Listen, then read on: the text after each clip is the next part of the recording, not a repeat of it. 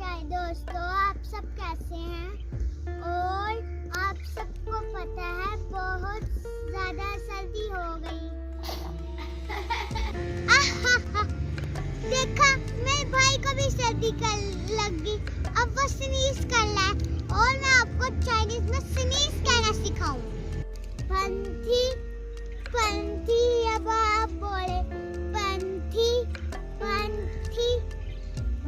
सर्दी बहुत ज्यादा है, आप गरम गरम सूप पिए और गरम कपड़े पहने और सर्दी से बच के रहे।